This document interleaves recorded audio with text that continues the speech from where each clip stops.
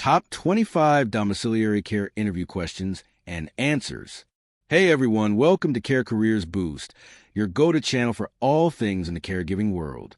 If you're gearing up for a domiciliary care interview, that's home-based care for folks who need support with daily living, you're in the right place.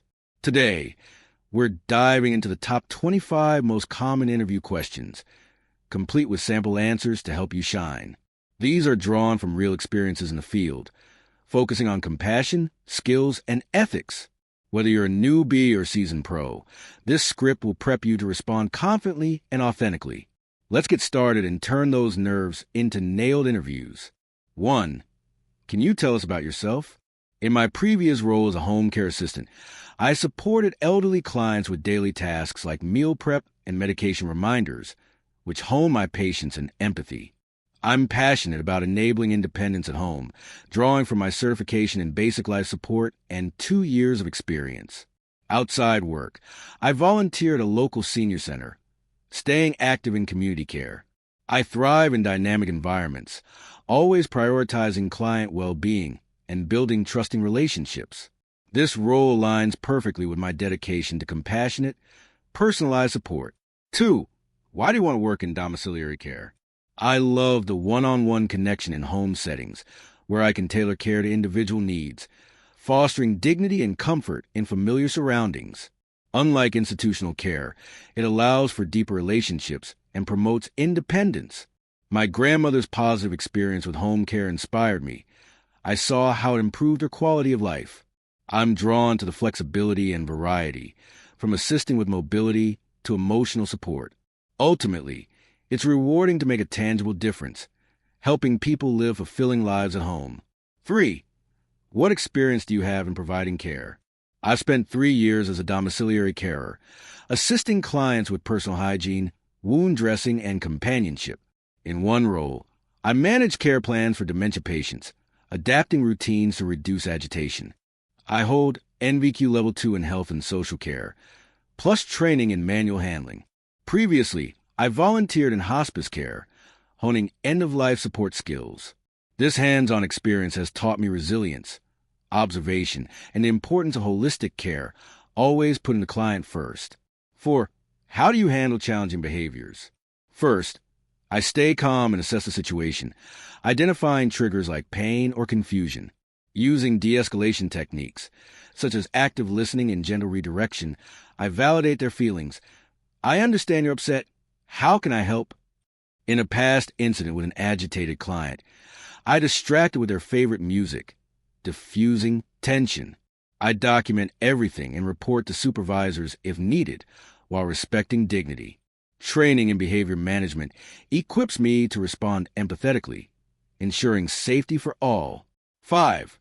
What do you know about safeguarding? Safeguarding protects vulnerable adults from abuse, neglect, or harm, following guidelines like the CARE Act 2014. It involves recognizing signs, physical bruises, emotional withdrawal, and reporting promptly to authorities without delay. In my experience, I once noticed financial exploitation indicators and escalated to my manager, leading to intervention. Key principles include empowerment, prevention, and partnership with multi-agencies. I prioritize confidentiality, but act if risk is imminent, always advocating for the client's rights and well-being. 6. How would you deal with a medical emergency? I'd assess the scene for safety, then check the client's responsiveness and breathing. If needed, call 999 immediately, providing clear details like location and symptoms. While waiting, perform CPR if trained and unconscious, or position for recovery. In a real scenario, I once helped a client choking by using the Heimlich maneuver successfully. Follow care plans for allergies or DNR orders. Document post-incident. And debrief with the team to prevent future risks. 7. Describe a time when you had to work as part of a team. In a multidisciplinary team for a stroke survivor, I collaborated with nurses and physiotherapists to implement a rehab plan. I handled daily mobility aids while updating the team on progress via shared logs. When scheduling conflicted, I suggested flexible shifts, improving coordination. This teamwork enhanced the client's recovery, reducing hospital readmissions. It taught me communication's value, listening actively and respecting roles, ensuring seamless, client-focused care in domiciliary settings. 8. How do you ensure privacy and dignity for clients? I always knock before entering rooms, explain procedures clearly, and obtain consent. For personal care like bathing, I use screens or towels for modesty, involving clients in choices. In one case, I adapted routines for a shy client, building trust over time. I maintain confidentiality, sharing info only on a need-to-know basis. Promoting dignity means respecting cultural preferences, encouraging self-care where possible, and treating each person as an individual with autonomy. 9. What is person-centered care? Person-centered care tailors support to the individual's unique needs, preferences, and goals rather than a one-size-fits-all approach. It involves active listening, involving family, and empowering choices like meal times or activities. In practice, I created a customized plan for a client with arthritis, incorporating hobbies to boost morale. Benefits include better outcomes and satisfaction. It's guided by principles like respect, partnership, and holistic well-being, ensuring care is meaningful and dignified. 10. How do you manage your time effectively? I prioritize tasks using daily planners, allocating time for travel between clients and unexpected needs. Starting with high-priority care like medications, I build buffers for traffic. In busy shifts, I multitask safely, like prepping meals while chatting. Tools like apps help track routes efficiently. Once, I reorganize a chaotic day, ensuring all visits were on time without rushing. This prevents burnout and maintains quality, always adapting to client priorities. 11. What would you do if a client refuses care? Respect their autonomy first. Calmly ask why, addressing concerns like pain or preference. If it's safe, suggest alternatives or reschedule. Document the refusal and inform supervisors or family. In a similar situation, a client skipped meds. I educated gently on risks, gaining compliance next time. Never force care. Escalate if health's at risk, like mental capacity issues. This upholds rights while ensuring well-being through communication and empathy. 12. How do you handle stress? I practice self-care like mindfulness exercises and regular breaks to recharge. During high-pressure shifts, I prioritize tasks and seek team support. Journaling helps process emotions after tough days. Once, after a demanding week, I attended a debrief session, gaining perspective.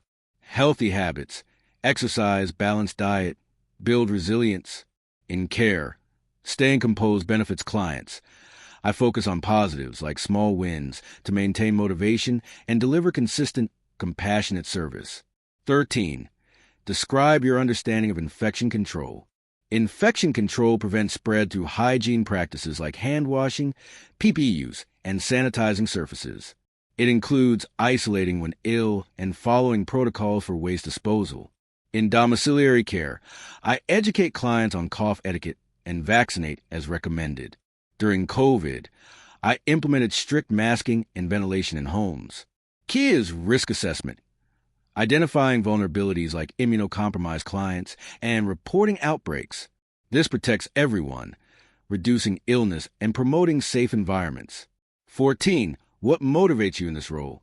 The profound impact on lives. Seeing a client smile after helping them regain independence fuels me. Personal growth through challenges, like learning new skills, keeps it exciting. Building meaningful bonds with families provides fulfillment beyond a paycheck.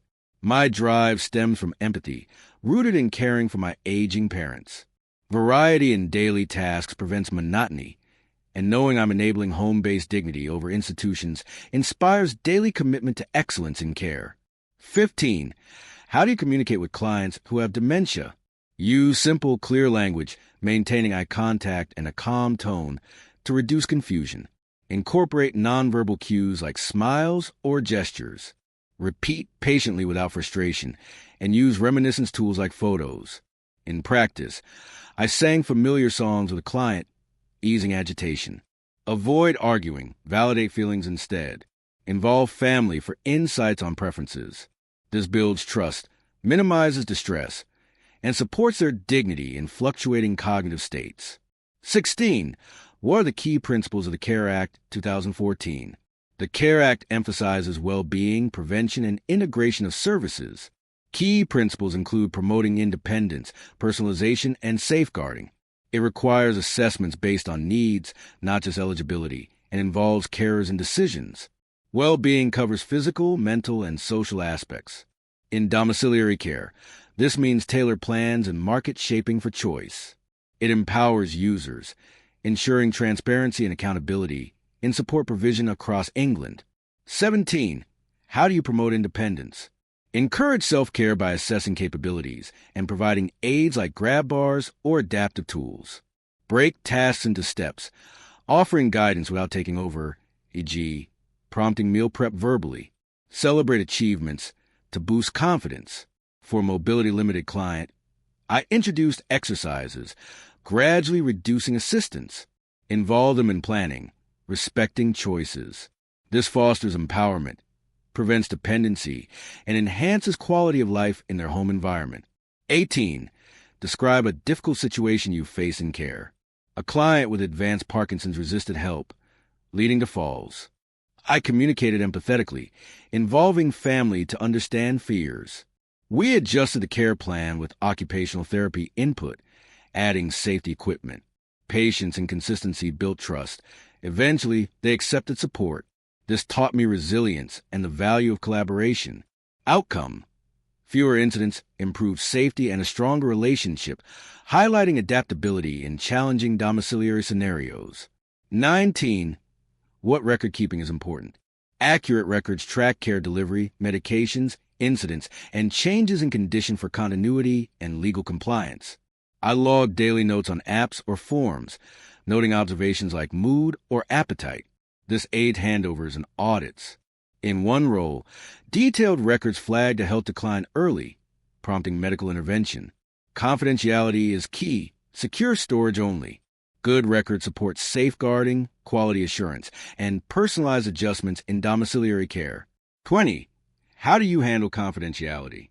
I adhere to GDPR and organizational policies, sharing information only with authorized personnel on a need-to-know basis.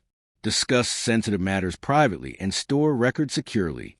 If a breach occurs, report immediately. Once, a family member probed details. I politely redirected, emphasizing client rights.